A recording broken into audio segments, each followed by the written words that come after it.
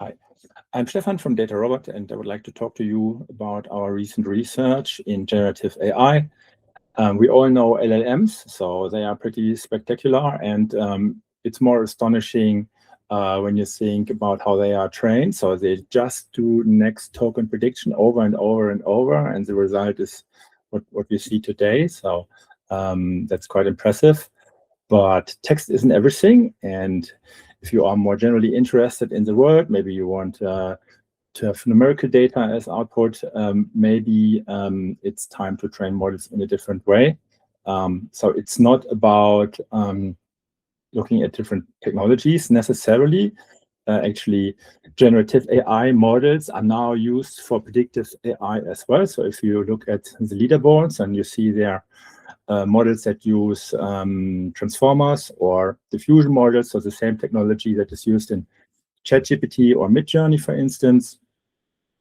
But you might wonder, so if that is so great, why don't we use those things all the time? So why do we still do old-fashioned simulations? And there is a problem with those models, and the problem is that they only predict one thing at a time in isolation. And this is not how the world works. The world is messy and interconnected. And think about an energy grid, for instance. If you want to predict the price in one country in Europe, you have to consider all the countries around that at least, right? So it's not that simple. And we have a solution for that. We have a model that is called JointFM. And what we do is we predict full joint distributions across all targets and features instantly, so with a foundation model. And that means you do not have to train the model like on the data, then you can just use it zero shot. So the model understands the physics of the time series data because it has seen the things over and over again a million times. And I can quickly show you how we did it. We trained a transformer as well, but we did not download the whole internet to train LLM, but we are interested in numerical input and output. And what we did is pretty similar to what quants do for modeling, but we moved this to the training phase and said, okay, well, our textbooks are full of equations that describe the world pretty well. Let's take those, quite a lot of those, and make them correlated, build highly complex systems, and then you get those dynamics on the left. If you randomly initialize those sets of equations, and as we then own the data generating process, we can generate as many futures as we like to see what happens. So what are the things that can happen? And then we can do scenario analysis. For instance, the fourth row, there's target 0. This in red is the lower 5% tail. And we can then ask if we have the distribution that's on the very right. So what happens if we are in that scenario? So how are the other variables, and especially the targets, are looking? So unfortunately, so it's the most interesting thing you cannot see here because it's hard to plot. Those distributions on the right that are just the marginals of the joint distribution that we are generating and that we are training on. And now the question is, how well does it work? So how good is the model? This type of foundation model is new, so there's no benchmark and a place where we rank. And we are also not so much driven from an academic side, but we want to solve like a real world problem. And that is the reason why we started training on this joint distributions in the first place. So let's pick something concrete. And our first use case is portfolio optimization. It's one of those situations where business decisions are complex because everything is highly connected and random and very hard to predict. And so what we want to show is that you can now move from picking the right models, doing the calibration, running the simulations overnight to zero-shot predictions of joint distributions, which is huge progress. And so you have results in milliseconds, and so we also benefit from having seen a lot of data. It's not like there is one S&P 500 history, but we have unlimited synthetic data that we can train on. And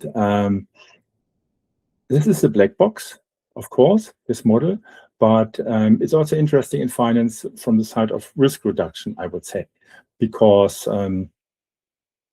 you do not no longer have the type of kind of model risk. We would say, okay, we should have modeled this CDS a little bit differently, and that's why our predictions are so bad, right? So the model instantly adjusts to whatever dynamics it sees.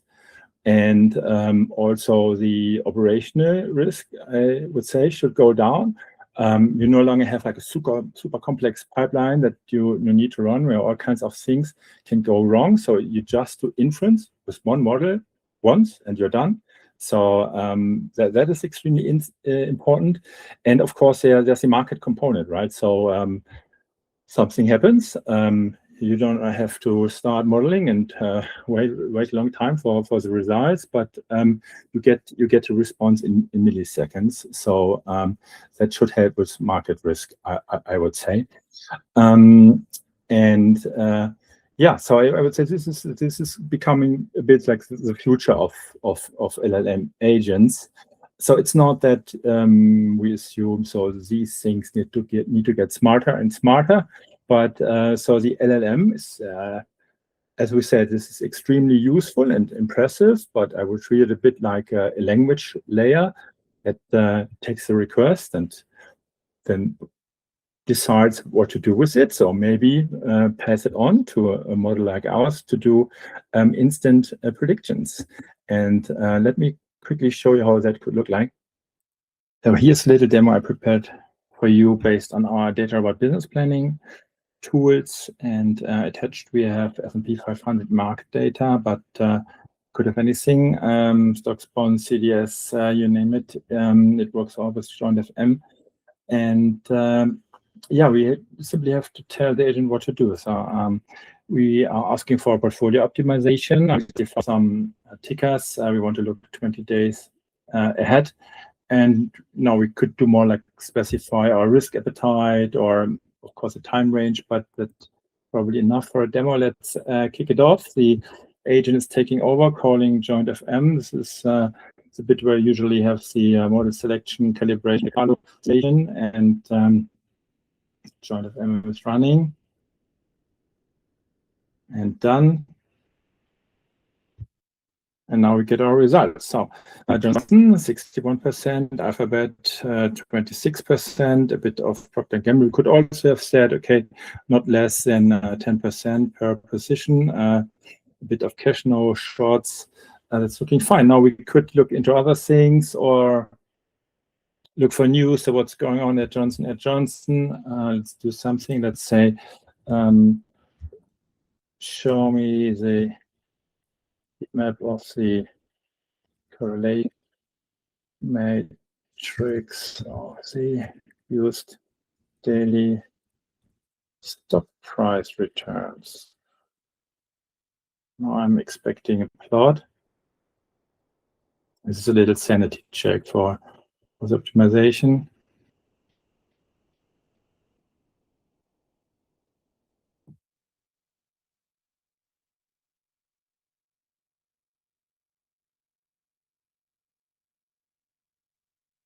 Doing a few things, and yeah, there we have it. So the tech stocks are somewhat correlated.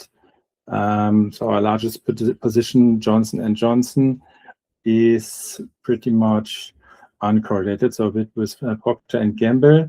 Yeah, makes sense. Yeah, I think our sanity check passed, and that is the demo.